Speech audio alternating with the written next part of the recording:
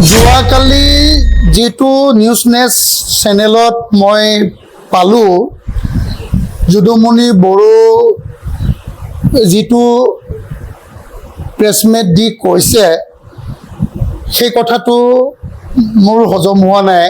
প্ৰথম কথা হ'ল নাম্বাৰ 1 মই সোণাপুৰ সাৰ্কুলত RTI মাৰিছিলোঁ।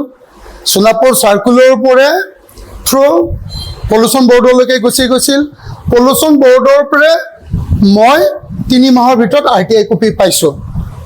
আৰু যেটো RTI কপিত ওলাইছে অল বডো ষ্টুডেণ্ট ইউনিয়ন বুলি পেড নাই কিন্তু ষ্টাম্পটো আছে। সেই মতেহে মই ৰাইজক কৈছোঁ যে এখন অল বডো ষ্টুডেণ্ট ইউনিয়নে কেনেকুৱা NOC দিলে।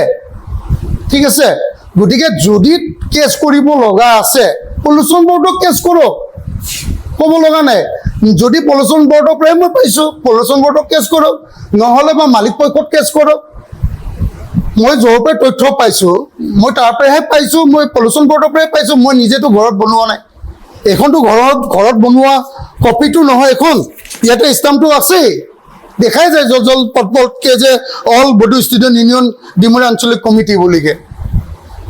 যদি কিবা ক'ব লগা আছে পলিউশ্যন বৰ্ডক কওক, চাৰ্কল অফিচত কওক, মালিক পক্ষক কওক, কিন্তু মোক ব্যক্তিগত যিটো আক্ৰমণ কৰিছে এই কথাটো মই হজম কৰা নাই যদুমণি বড়োৱে ব্যক্তিগত।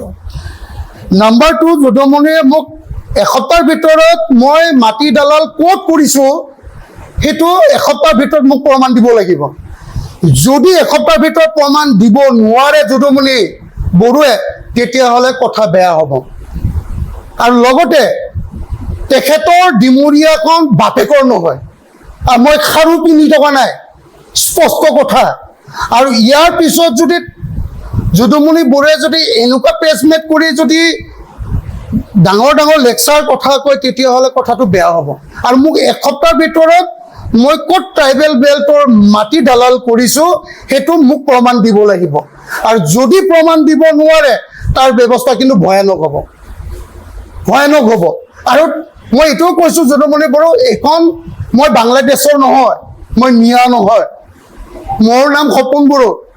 গতিকে মই সুকীয়াই দিছোঁ যদুমণি বড়োক কিছু কথা কওঁতে ভাবি চিন্তি ক'ব। মই ভয় পোৱা দৰে নহয়, মই মাইকী মানুহ খাৰু পিন্ধি থকা নাই যদুমণি বড়োক সুকীয়াই দিছোঁ।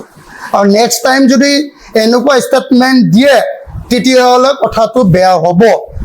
আৰু 2 নম্বৰ কথা, যিটো 14 মাইলৰ 15 মাইলৰ কথা কৈছে সেই কথাটো যিটো অজিতে কৈছে, অজিতৰ নামটো সেই মাইকী মানুহজনেই কৈছে, আমি কোৱা কথা নহয়। আৰু মই অলৰেডি আমাৰ জিতেন মল্লিকা আছে 2013 চনত তেওঁ অফিচিয়েলি ডিমাৰ্কেশ্যন যোৱা কথাটো স্পষ্ট হৈয়ে গৈছে। ঠিক আছে, তাৰ পিছতো তেখেতসকলে কৈছে যে মই দালাল কৰা বুলিকে। যদি প্ৰুফ দিব নোৱাৰে তেতিয়াহ'লে কথাটো ভয়ানক হ'ব। আৰু মই নিজে এখন পলিউশ্যন বৰ্ডৰ পৰা মই নিজে কাগজ বনাব নাই, মই RTI কৰিয়ে পাইছোঁ। যদি মই ভুৱা কৰি লয় তেতিয়াহ'লে মোৰ ওপৰত কেছ দিয়ে, ৱেলকাম, মই কেছ দিয়াটো মই বিচাৰি আছোঁ। মইতো ক'ম পলিউশ্যন বৰ্ডক যে আপোনালোকে মোক দিছিলে এখন RTI মাৰোঁতে, মই এইখন RTI মাৰিয়ে পাইছোঁ, মইতো নিজে বনোৱা নহয়, ষ্টাম্পটোতো মই বনোৱা নাই। তেখেতসকলক ধৰক, কিন্তু তেনেকুৱা ধৰণৰ কথা কোৱাৰ পৰা বিৰত থাকক।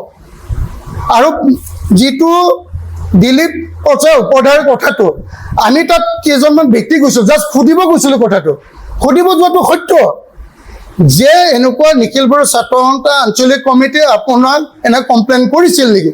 তেখেতে এইটো কৈছে যে হয় কৰিছিল, কমপ্লেইন কৰিছিল, কিন্তু আমাক বহুত মেণ্ট্ৰি হ্ৰাস কৰিছিল।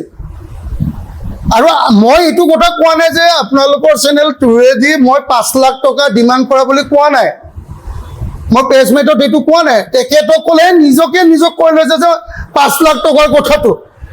মই কেতিয়াও প্ৰেছমেটত ওলোৱা নাই যে 5 লাখ টকা ডিমাণ্ড কৰিছে বুলি। তেখেতসকলে নিজক কৈ লৈছে যে 5 লাখ টকা ডিমাণ্ড কৰা বুলি।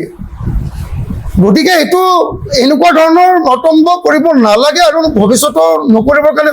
আৰু মই ভয় নকৰোঁ যদুমণি বড়ো, চিধা কথা, চিধাকৈ কৈছোঁ, মই মুছলিম নহয়, মিয়া নহয়, মই বাংলাদেশী নহয়, আৰু তোৰ বাপেৰে ডিমুৰীয়াখন নহয়, আৰু মই খাৰু পিন্ধি থকা নাই। এনেকুৱা কথা বেলেগক ক'ব আৰু তথ্য সহকাৰে যদি এসপ্তাহৰ ভিতৰত যদি তই মই মাটিত দালাল কৰা ট্ৰাইবেল বেল্টত যদি তই দিব নোৱাৰ, তোৰ কথা বেয়া হৈ যাব। কিন্তু তই প্ৰমাণ দিব লাগিব আৰু কেছ দিয়াটো মই বিচাৰি আছো। আৰু তইতো কৰ'ৰপতি সপোন দেখি তই বিজনেছ কৰি আছিলি, কালি পৰহি তই আহিছ সংগঠনত জড়িত হৈছ, তাৰ আগৰ মই সংগঠনত জড়িত হৈছো আৰু সংগঠন মই নিজেই এৰিছো। মোৰ কাৰণ ল'ৰা ছোৱালী ফেমিলি ডাঙৰ কাৰণে মই নিজে সংগঠন বাদ দিছো। মোক কোনো ৰাইজে সংগঠন এৰাও নাই, বদনামত মই এৰি অহা নাই, মোৰ দাগ নাই। এই দাগবিলাক আপোনালোকে বনাইছে, এই দাগবিলাক আপোনালোকে কৰি আছে। গতিকে এইটো এনেকুৱা ধৰণৰ কথা নক'ব।